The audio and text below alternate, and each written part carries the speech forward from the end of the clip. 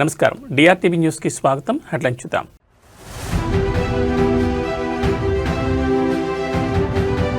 Davos వేదికగా తెలుగు ముఖ్యమంత్రుల పెట్టుబడుల వేట. స్విట్జర్లాండ్కు బయలుదేరిన చంద్రబాబు, రేవంత్ రెడ్డి దిగ్గజ సీఈఓలతో భేటీ.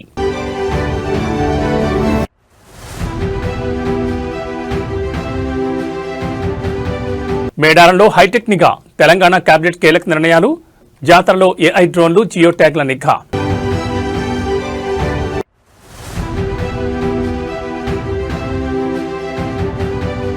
AP liquor scam. వైసీపీ ఎంపీకి ఈడీ నోటీసులు.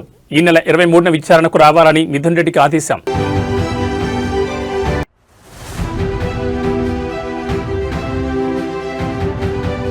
T20 world cup. బంగ్లాదేశ్కు ఐసీసీ డెడ్లైన్. భారత్లో మ్యాచ్లాడే విషయంపై ఈ నెల 21లోగా తేల్చుకోవాలని స్పష్టీకరణ. దక్షిణ భారత కుంభమేళా మేడారం జాతర ఈసారి హైటెక్ హంగులతో సాగనుంది. ఆర్టిఫిషియల్ ఇంటెలిజెన్స్ నుంచి జియో ట్యాగ్ల వరకు భక్తుల రక్షణ లక్ష్యంగా తెలంగాణ ప్రభుత్వం భారీ ఏర్పాట్లు చేసింది. ఈ నెల 28 నుంచి ప్రారంభం కానున్న ఈ మహాఘట్టం కోసం మేడారం 2.0 టెక్నాలజీని తీసుకొచ్చారు. ఏఐ నిఘా, టీజీ క్వెస్ట్ డ్రోన్లు, హీలియం బెలూన్ కెమెరాల ద్వారా 30 కిలోమీటర్ల మేర గగనతలం నుంచి నిరంతర పర్యవేక్షణ ఉంటుంది. ఇవి తొక్కిసలాట ముప్పును ముందే పసిగట్టి అధికారులను అలర్ట్ చేస్తాయి. జియో ట్యాగింగ్ పిల్లలు, వృద్ధులు తప్పిపోకుండా ఉండేందుకు వారి చేతికి క్యూఆర్ కోడ్ ఉన్న జియో ట్యాగ్లను కడతారు. Face recognition. నేరగాళ్లను గుర్తించేందుకు ముఖ గుర్తింపు సాంకేతికతను వాడుతున్నారు. సుమారు 13,000 మంది పోలీసుల పహారాలో అత్యాధునిక కమాండ్ కంట్రోల్ సెంటర్ పర్యవేక్షణలో ఈ ఏడాది జాతర జరగనుంది.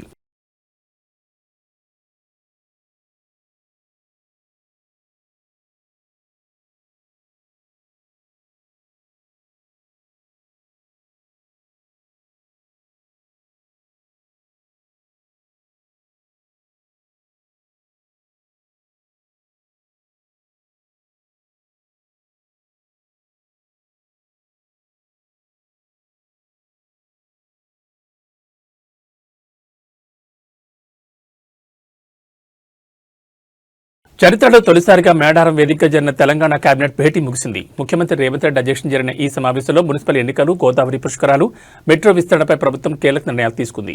మున్సిపల్ ఎన్నికల నగారాకు సంబంధించి రాష్ట్ర వ్యాప్తంగా గడువు ముగిసిన 116 మున్సిపాలిటీలు, 7 కార్పొరేషన్లలో త్వరలోనే ఎన్నికలు నిర్వహించాలని కేబినెట్ నిర్ణయించింది. రిజర్వేషన్లు ఖరారైన నేపథ్యంలో త్వరలోనే షెడ్యూల్ విడుదల కానుంది. గోదావరి పుష్కరాలు 2027లో జరిగే పుష్కరాల కోసం ఇప్పటి నుంచి ఏర్పాట్లు ప్రారంభించారు. బాసార్ నుంచి భద్రాచలం వరకు టెంపుల్ సర్క్యూట్ను శాశ్వత ప్రాతిపదికన అభివృద్ధి చేయనున్నారు. హైదరాబాద్ మెట్రో ఫేజ్ 2 విస్తరణకు సంబంధించి భూసేకరణ కోసం 2,787 కోట్ల కేటాయింపులకు మంత్రివర్గం ఆమోదం తెలిపింది. ములుగు జిల్లా రైతాంగం కోసం పొట్లాపూర్ ఎత్తిపోతల పథకానికి కేబినెట్ గ్రీన్ సిగ్నల్ ఇచ్చింది. వీటితో పాటు రాష్ట్ర వ్యాప్తంగా 14 ప్రాంతాల్లో ప్రభుత్వ సంస్థలకు భూముల కేటాయింపుపై కూడా కేబినెట్ నిర్ణయం తీసుకుందని మంత్రులు వెల్లడించారు.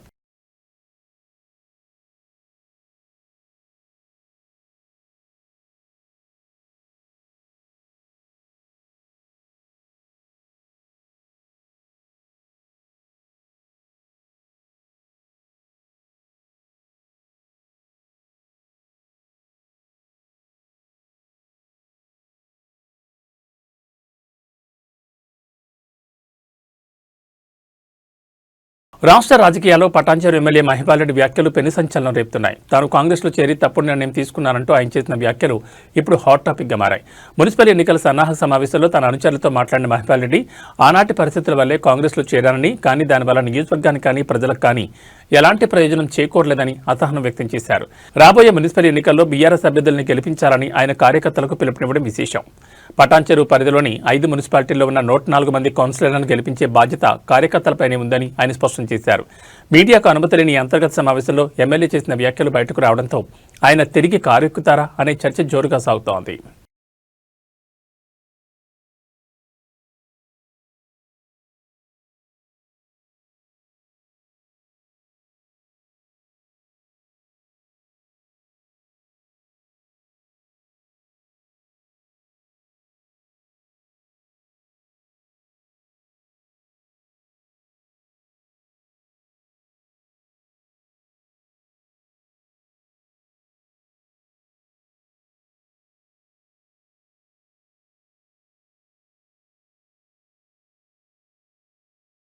మేడారం సమ్మక్క సారలమ్మ ఆలయ ప్రాంగణంలో అభివృద్ధి పనులను ముఖ్యమంత్రి రేవంత్ రెడ్డి ప్రారంభించారు. కుటుంబ సభ్యులతో కలిసి వనదేవతలను దర్శించుకుని మొక్కులు తీర్చుకున్నారు.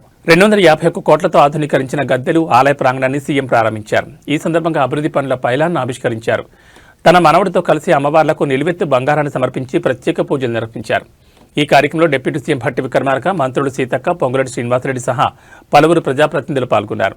మహాజాతర కోసం వచ్చే భక్తులకు ఎలాంటి ఇబ్బందులు కలగకుండా పక్కా ఏర్పాట్లు చేయాలని ఈ సందర్భంగా అధికారులను సీఎం ఆదేశించారు.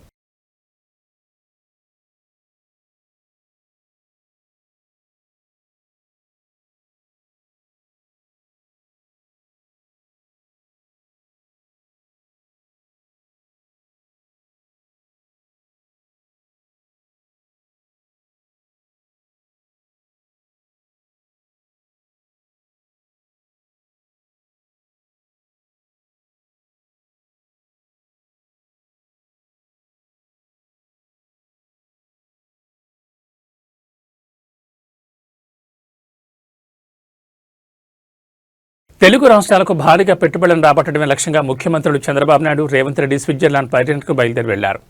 దావోస్లో నేటి నుంచి ప్రారంభం కానున్న ప్రపంచ ఆర్థిక వేదిక సదస్సులో ఇద్దరు ముఖ్యమంత్రులు వేర్వేరుగా అంతర్జాతీయ పారిశ్రామిక దిగ్గజాలతో భేటీ కానున్నారు. 36 కార్యక్రమాల్లో ఏపీ సీఎం చంద్రబాబు నాయుడు 4 రోజుల పాటు దావోస్లో పర్యటిస్తారు. పర్యటనలో భాగంగా Tata Sons chairman N Chandrasekaran, UAE ఆర్థిక మంత్రి Abdullah bin Touq Al Marri సహా పలువురు సీఈఓలతో సమావేశమవుతారు. గ్రీన్ ఎనర్జీ, ఏఐ, అమరావతిలో క్వాంటమ్ వ్యాలీ ఏర్పాటుపై చంద్రబాబు ప్రత్యేకంగా చర్చించనున్నారు. వనదేవతల ఆశీస్సులతో మేడారం దర్శనానంతరం సీఎం రేవంత్ రెడ్డి నేరుగా దావోస్కు బయలుదేరారు. 5 రోజుల పాటు జరిగే ఈ పర్యటనలో ఆయన Telangana next gen life sciences policy 2026-2030ని ఆవిష్కరించనున్నారు.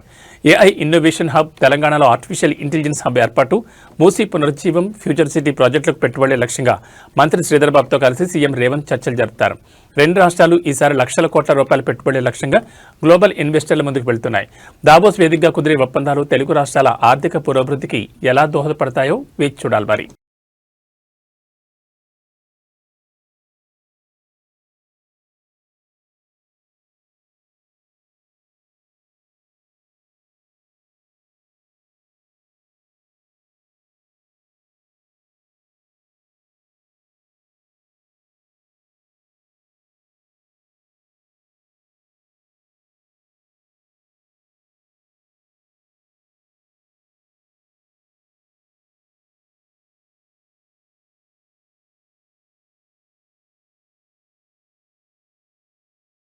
అన్నమయ్య జిల్లాలో సంక్రాంతి సంబరాలు విషాదాంతమయ్యాయి. పండగకు ఊరికొచ్చిన ఇద్దరు సాఫ్ట్వేర్ ఇంజనీర్లు అతిగా మద్యం సేవించి ప్రాణాలు కోల్పోయారు. కంబవారిపల్లి మండలం బండవడ్డిపల్లిలో ఈ ఘోరం జరిగింది. చెన్నై, బెంగళూరు సాఫ్ట్వేర్ ఉద్యోగాలు చేస్తున్న మణికుమార్, పుష్పరాజ్ పండగ సెలవుల కోసం స్వగ్రామానికి వచ్చారు. శనివారం సాయంత్రం స్నేహితులతో కలిసి జరిగిన పార్టీ వీరి ప్రాణాల మీద తెచ్చింది. పోటీపడి తాగడమే వీరికి శాపమైంది. శనివారం మధ్యాహ్నం నుంచి సాయంత్రం వరకు మణికుమార్, పుష్పరాజ్ ఇద్దరు పోటీపడి 19 బీర్ టిన్లు తాగినట్లు పోలీసులు గుర్తించారు. అతిగా మద్యం సేవించడం వల్ల శరీరంలో నీటి శాతం తగ్గి తీవ్ర అస్వస్థతకు గురయ్యారు. ఆసుపత్రికి తరలిస్తుండగానే మణికుమార్ మృతి చెందగా చికిత్స పొందుతూ పుష్పరాజ్ ప్రాణాలు విడిచారు. తొలుత కల్తీ మద్యం వల్ల చనిపోయారని ప్రచారం జరిగినప్పటికీ అతిగా తాగడం వల్లే ఈ మరణాలు సంభవించాయని రాయచోటి డీఎస్పీ కృష్ణమోహన్ స్పష్టం చేశారు. పండగ పూట ఇద్దరు యువజనులు మృతి చెందడంతో ఆ గ్రామంలో విషాద ఛాయలు అలుముకున్నాయి. మణికుమార్కు భార్య, 2 ఏళ్ల కుమారుడు ఉండగా పుష్పరాజ్కు ఇంకా పెళ్లి కాలేదు.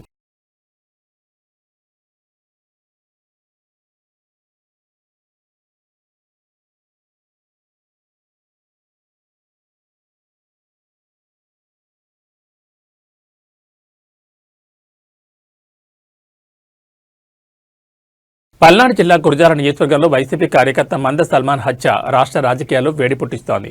ఈ ఘటనపై ఫిర్యాదు చేసేందుకు వైసీపీ నేతలు ఈ రోజు రాష్ట్ర డీజీపీని కలవనున్నారు. పిన్నెలకు చెందిన మంద సల్మాన్ను ప్రత్యర్థులు ఇనుపరాటతో కొట్టి దారుణంగా హత్య చేశారని వైసీపీ ఆరోపిస్తోంది.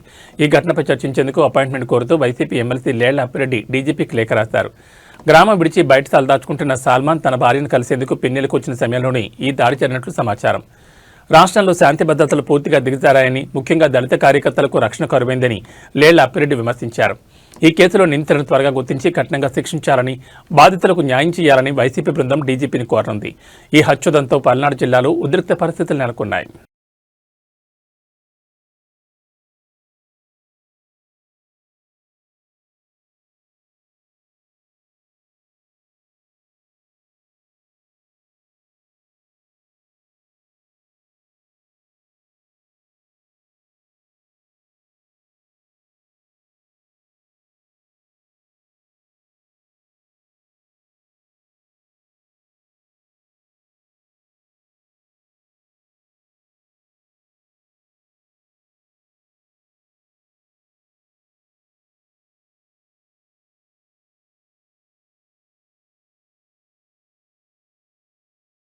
ఆంధ్రప్రదేశ్ లిక్కర్ స్కామ్ కేసులో ఎన్ఫోర్స్మెంట్ డైరెక్టరేట్ దర్యాప్తును వేగవంతం చేసింది. ఇప్పటికే విజయసాయిరెడ్డికి నోటీసులు జారీ చేసిన ఈడీ తాజాగా వైసీపీ ఎంపీ మిథున్ రెడ్డిని విచారణకు రావాల్సిందిగా ఆదేశించింది. ఈ నెల 23 తేదీన ఢిల్లీలోని ఈడీ కార్యాలయంలో విచారణకు హాజరు కావాలని మిథున్ రెడ్డికి నోటీసులు పంపారు. అంతకంటే ముందే అంటే ఈ నెల 22న విజయసాయిరెడ్డిని విచారించనున్న ఈడీ ఆ మరుసటి రోజు మిథున్ రెడ్డిని విచారించనుండడం రాజకీయ వర్గాల్లో కలకలం రేపుతోంది.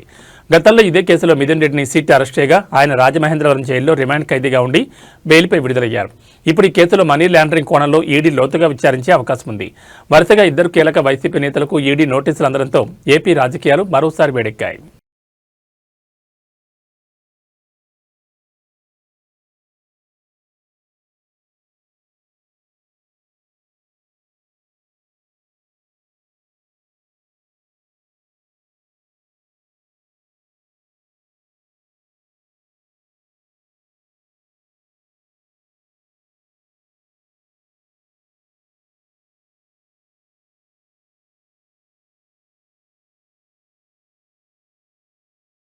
సినీ నిర్మాత బండ్లగానే షాద్నగర్ నుంచి తిరుమల వరకు పాదయాత్రను ప్రారంభించారు. సంకల్ప యాత్ర పేరుతో చేపట్టిన ఈ యాత్రపై ఆయన స్పష్టతనిస్తూ ఇది కేవలం తన వ్యక్తిగత మొక్కు మాత్రమేనని స్పష్టం చేశారు. గత వైసీపీ ప్రభుత్వ హయాంలో ఏపీ సీఎం చంద్రబాబు అరెస్ట్ అయినప్పుడు తాను తీవ్రంగా కలత చెందారని బండ్ల గణేష్ తెలిపారు. ఆయన జైలు నుంచి క్షేమంగా బయటకు వస్తే తిరుమలకు పాదయాత్రగా వస్తానని అన్నారు. మొక్కున్నట్లు వివరించారు. ఈ యాత్రకు ఏ రాజకీయ పార్టీతోనూ సంబంధం లేదని, చంద్రబాబుపై ఉన్న అభిమానంతోనే ఈ అడుగు వేస్తున్నారని ఆయన పేర్కొన్నారు. చంద్రబాబు 52 రోజుల తర్వాత జైలు నుంచి విడుదలైనందున ఇప్పుడు ఆ 7 కొండల వారికి మొక్కు చెల్లించుకుంటున్నారని, దీనిని కేవలం ఒక భక్తి యాత్రగా మాత్రమే చూడాలని ఆయన విజ్ఞప్తి చేశారు. ఎన్నికల సమయంలో సైలెంట్ గా ఉన్న బండ్ల గణేష్ ఇప్పుడు సడన్ గా పాదయాత్ర మొదలుపెట్టడం రాజకీయ వర్గాలు ఆసక్తిని రేకెత్తిస్తోంది.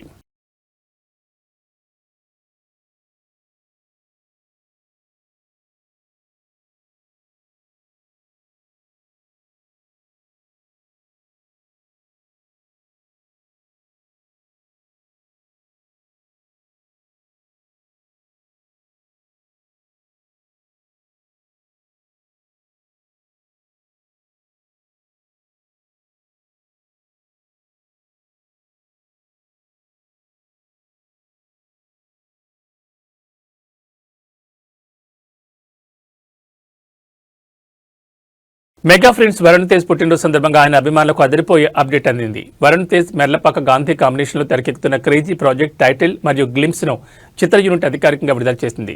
VT15 గా పిలువబడుతున్న ఈ చిత్రానికి కొరియన్ కనకరాజు అనే ఆసక్తికరమైన టైటిల్ ఖరారు చేశారు. కొరియా పోలీస్ స్టేషన్ బ్యాక్డ్రాప్ లో సాగే ఈ గ్లిమ్స్ అత్యంత ఉత్కంఠభరితంగా ఉంది. సమురాయ్ కత్తితో వరుణ్ తేజ్ చేస్తున్న యాక్షన్, చివర్లో కొరియన్ భాషలో ఆయన చెప్పే డైలాగ్ సినిమాపై అంచనాలు పెంచేస్తోంది.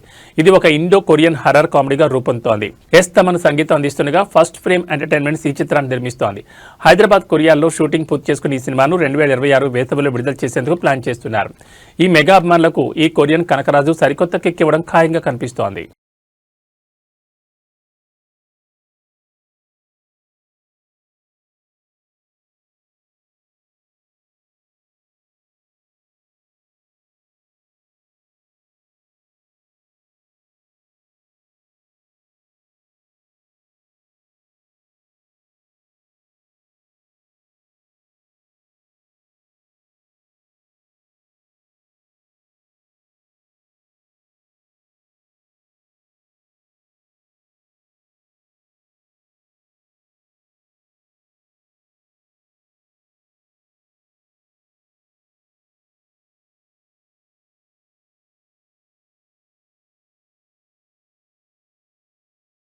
అమెరికా అధ్యక్షుడు డొనాల్డ్ ట్రంప్ సలహాదారు పీటర్ నవారో మరోసారి భారత్పై తన అక్కసు వెళ్లగట్టారు. భారతీయులు ఉచితంగా పొందుతున్న ఏఐ సేవల వల్ల అమెరికన్లపై ఆర్థిక భారం పడుతోందంటూ ఆయన చేసిన వ్యాఖ్యలు ఇప్పుడు అంతర్జాతీయంగా చర్చనీయాంశమయ్యాయి. చాట్ జీపీటీ వంటి ఏఐ కంపెనీలు అమెరికాలోని డేటా సెంటర్లను వాడుకుంటూ భారత్, చైనా వంటి దేశాలకు ఉచిత సేవలు అందిస్తున్నాయని నవారో పేర్కొన్నారు. దీనివల్ల అమెరికాలో విద్యుత్ వినియోగం పెరిగి అక్కడి పౌరులపై విద్యుత్ ఛార్జీల భారం పడుతోందని ఆయన ఆరోపించారు. ఈ అంశంపై ట్రంప్ ప్రభుత్వం సీరియస్ గా ఉందని, సదరు ఏఐ కంపెనీలపై త్వరలోనే కఠిన చర్యలు తీసుకుంటామని ఆయన హెచ్చరించారు. గతంలో కూడా భారత్ను హైటెక్స్ నేషన్ అని విమర్శించడమే కాకుండా రష్యా నుంచి చమురు కొనుగోలు చేయడాన్ని బ్లడ్ పనిగా అభివర్ణించి నవారో వివాదాలకు కేంద్ర బిందువయ్యారు. భారత్ను లక్ష్యంగా చేసుకుని నవారో వరుసగా చేస్తున్న ఈ విమర్శలపై భారత విదేశాంగ శాఖ ఎలా స్పందిస్తుందో వేచి చూడాలి మరి.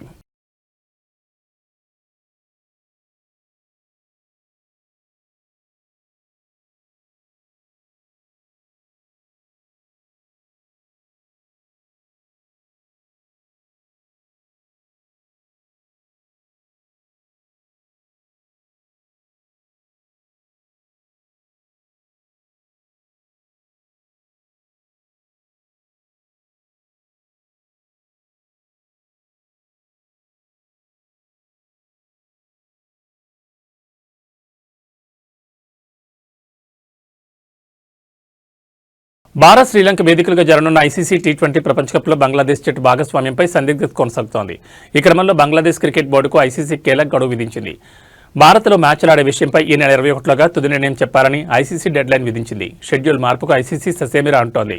బంగ్లాదేశ్లో మైనార్టీలపై దాడుల నేపథ్యంలో భారత్లో తమ ఆటగాళ్లకు భద్రతపై బీసీబీ ఆందోళన వ్యక్తం చేస్తోంది. తమ మ్యాచ్లను శ్రీలంకకు మార్చాలని కోరుతోంది. భారత్లో బంగ్లా జట్టుకు ఎలాంటి ముప్పు లేదని, సెక్యూరిటీ రిస్క్ అసెస్మెంట్ ప్రకారం భద్రత తక్కువ నుంచి మధ్యస్థంగానే ఉందని ఐసీసీ భరోసా ఇచ్చింది. ఒకవేళ బంగ్లాదేశ్ తప్పుకుంటే ఆ స్థానంలో స్కాట్లాండ్ను టోర్నీలోకి తీసుకునే అవకాశం ఉంది.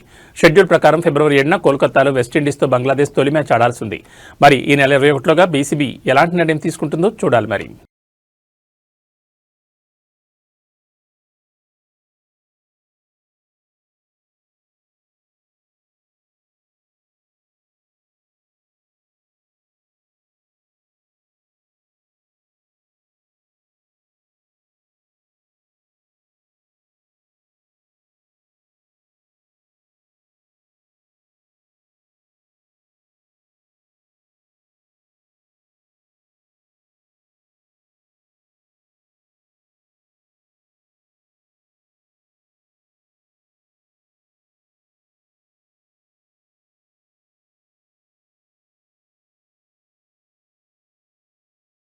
అల్వాల్ సర్కిల్లోని ప్రజా సమస్యలను పట్టించుకొని జీహెచ్ఎంసీ అధికారులను వెంటనే సస్పెండ్ చేయాలని అల్వాల్ జీహెచ్ఎంసీ కార్యాలయం తాళం వేసి నిరసన తెలిపారు బీజేపీ నాయకులు. అల్వాల్ సర్కిల్లోని ప్రజా సమస్యలను పట్టించుకొని జీహెచ్ఎంసీ అధికారులను వెంటనే సస్పెండ్ చేయాలని అల్వాల్ జీహెచ్ఎంసీ కార్యాలయం తాళం వేసి జీహెచ్ఎంసీ కార్యాలయం ముందు బీజేపీ నాయకులు ధర్నా నిర్వహించారు. ఈ సందర్భంగా డిప్యూటీ కమిషనర్ను కార్యాలయంలోకి వెళ్లకుండా అడ్డగించి నిరసన తెలిపారు. ఈ సందర్భంగా వారు మాట్లాడుతూ అల్వాల్ సర్కిల్లో ఎక్కడ సమస్యలు అక్కడే ఉన్నాయని, ముఖ్యంగా చెరువుల్లో గుర్రపడెక్క పేరుకుపోయి దోమల పడితే ఎక్కువగా ఉందని, దోమల వల్ల ప్రజలు చిన్నపిల్లలు అనారోగ్య సమస్యలు ఎదుర్కొంటున్నారని తెలిపారు. అలాగే జీహెచ్ఎంసీ ప్రజావాణిలో సమస్యలపై వినతి పత్రాలు ఎన్నిచ్చినా కూడా పట్టించుకునే నాదుడే లేడని ఆవేదన వ్యక్తం చేశారు. అల్వాల్ సర్కిల్లో రోడ్లు మొత్తం గొంతలమయంగా ఉన్నాయని, అక్రమ నిర్మాణాలు జరుగుతున్నా కూడా పట్టించుకోవడం లేదని ఆవేదన వ్యక్తం చేశారు. ఈ కార్యక్రమంలో అల్వాల్ సర్కిల్ బీజేపీ నాయకులు, కార్యకర్తలు పెద్ద సంఖ్యలో పాల్గొన్నారు.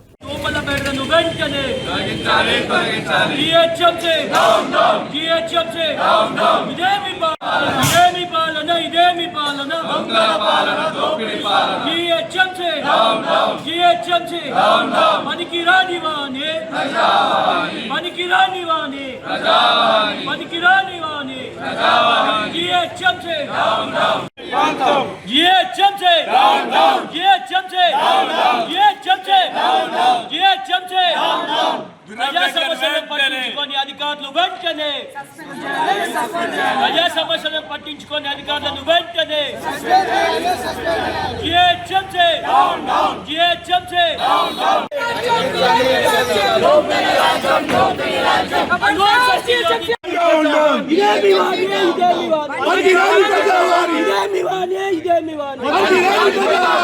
సమస్యలను పట్టించుకొని అధికారులను వెంటనే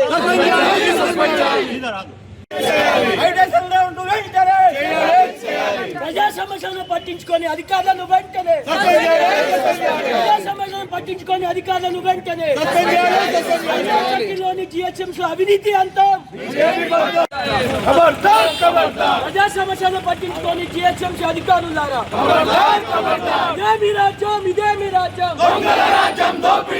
ఇదేమి పాలన ఇదేమి పాలన ఇదేమి వాణి ఇదేమి వాణి చూస్తున్నాము అల్వాల్ సర్కిల్లోని మున్సిపల్ ఆఫీస్లో ఏమి పనులు జరగట్లేవు.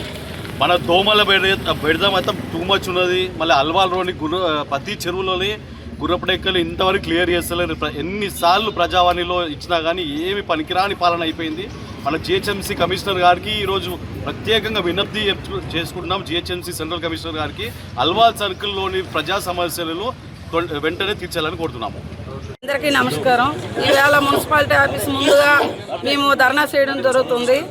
ఈ అల్వాల్ సర్కిల్ ఉన్న ప్రాబ్లమ్స్ అన్ని పరిష్కారం చేయాలని పాత కమిషనర్ ఎలాగా చేయకని వెళ్ళిపోయారు.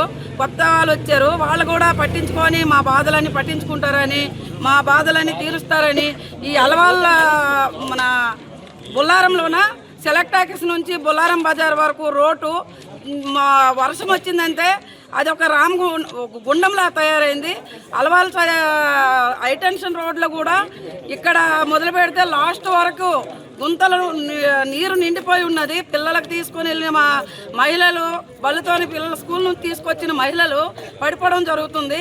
ఇవన్నీ అలవాళ్ళ ఎన్నెన్ని సమస్యలు ఉన్నాయి. ఈరోజు అల్వాల్ సర్కిల్కి చెందిన బీజేపీ సీనియర్ నాయకులు, బీజేపీ కుటుంబ సభ్యులు అందరం ఈరోజు జిహెచ్ఎంసీ ఆఫీస్ ముంగట కూర్చొని కమిషనర్ గారిని ప్రశ్నించడానికి వచ్చామన్నమాట. ప్రజా సమస్యలు తీర్చలేని ఒక అధికారులు మీరు ఎందుకండి మాకు మరి ప్రజల దగ్గర నుంచేమో పన్నులు తీసుకుంటారు, వాళ్ళు ఏమేమి కట్టించుకోవాలో కట్టకపోతేనేమో ఫైన్లతో సహా తీసుకుంటారు. మరి ఇప్పుడు మీరు ప్రజా సమస్యలు తీర్చట్లేరు కదా, మరి అదే ఫైన్లతో సహా ప్రజలకి వాపస్ ఇస్తారా? మొన్న రేవంత్ రెడ్డి అన్నాడు కదా ఏమనేసని, బండి చలాన్లు ఏమైనా ఉంటే మన పబ్లిక్ అంట అకౌంట్ లింక్ పెట్టాలంట. మరి ఈరోజు మీరు ప్రజా సమస్యలు తీర్చలేరు కదా, తీర్చినప్పుడు మరి అధికారులు మీరు కూడా ప్రజల అకౌంట్కి డైరెక్ట్ లింక్ పెట్టండి. మీరు తీర్చలేని సమస్యల్లో మీ జీతాలు మొత్తం ప్రజలకు వాపస్ ఇవ్వండి. మన అల్వాల్ సర్కిల్ జిహెచ్ఎంసీ కార్యాలయాన్ని దిగ్బంధం చేయడం జరిగింది. ముఖ్యంగా ఒక ప్రజావాణిని పెట్టి పనికిరాని వాణి అది. ప్రజావాణిలో ఎన్నిసార్లైనా మనం ఏ విధమైన రిప్రజెంట్ చేసినా తీసుకోవడం డస్ట్బిన్ వేయడం, తీసుకోవడం డస్ట్బిన్ వేయడం, ఏ ఒక్క సమస్య పరిష్కారం చెప్పిందో అధికారులను అల్వాల్ సర్కిల్ జిహెచ్ఎంసీ తరఫున మేము ప్రశ్నిస్తున్నాం. మన సర్కిల్లో ముఖ్యమైనది దోమల బెడద, కుక్కల బెడద. ఏ విధంగా ఉందో ప్రతి ఒక్క సాయంత్రం 6 గంటలైతే మనం ఈ అల్వాల్ చెరువు పై నుంచి ఎవరో నడుస్తారా? అధికారులు వచ్చి మీరు మాతో వచ్చి చూడండి. అధికారులకు మేము ఒక్కటే విజ్ఞప్తి చేస్తున్నాం, ప్రజావాణిని పెట్టిరు, అది పనికిరాని వాణి అయిపోయింది. ప్రజా సమస్యలు పట్టించుకొని అధికారులు మీకెందుకు? ప్రజలు కట్టే పన్నులతోనే జీతాలను తీసుకొని అధికారులారా ప్రజా సమస్యలను పట్టించుకోవడంలో ముందుండాలని ప్రతి ఒక్కరికి అల్వాల్ సర్కిల్ బీజేపీ తరఫున హెచ్చరిస్తున్నాం. రాబోయే రోజుల్లో మీరు రోడ్ల పైన గుంతలు పూడ్చరు. ఈరోజు అల్వాల్ సర్కిల్ 3 డివిజన్ల నుంచి మన 3 ప్రెసిడెంట్లు అజయ్ రెడ్డి, శ్రీధర్ రెడ్డి, కార్తిక్ గారు, మేము సర్కిల్ సీనియర్లు అందరూ వచ్చి మేము ధర్నా ఎందుకు చేస్తున్నామంటే, అల్వాల్ చెరువులోని గుర్రపు డెక్కకు 32 లక్షల రూపాయలు శాంక్షన్ అయింది. అవి ఎక్కడ పోయిన నిధులు తెలియదు. అదే ఓల్డ్ అల్వాల్ చెరువు కూడా 30 లక్షలు శాంక్షన్ అయ్యి అవి కూడా ఎక్కడ పోయినా తెలియదు. హైటెన్షన్ రోడ్డు పంచిన 4,28,00,000 శాంక్షన్ అయింది. శాంక్షన్ కూడా 4 months అవుతుంది. అవి కూడా డైవర్ట్ అవుతున్నాయి, మాకు తెలిసిన విషయము. ఇంకోటి సెలెక్టాస్ నుంచి కల్లుకొంపటి వరకు రోడ్డు అస్తవ్యస్తం తయారైంది. రాత్రిపూట చాలా కింద పడిపోయి చనిపోవడం జరిగింది కొన్ని జాగ్రత్తలు. ప్రజావాణి ప్రతి వారం కూడా మేము కంప్లైంట్ ఇస్తూనే ఉన్నాము, ఏది పట్టించుకోవడం లేదు. మళ్ళీ ప్రజావాణి ఎందుకు ఉందో మాకు అర్థమైతే లేదు. ఏది చెప్పినా ప్రజలు ఇబ్బంది పెడుతున్నారు. ప్రతి కాలనీ ప్రెసిడెంట్ మాకు వచ్చి కంప్లైంట్ జరిగింది, మీరైనా పట్టించుకోరు, బీజేపీ తరఫు నుంచి కనీసం మాకు హెల్ప్ చేయాలని చెప్తే ఈరోజు వాళ్ళ తరఫు నుంచి మేము. ఇవి బులెటిన్ విశేషాలు. మరో బులెటిన్లో మళ్ళీ కలుసుకుందాం. నమస్కారం.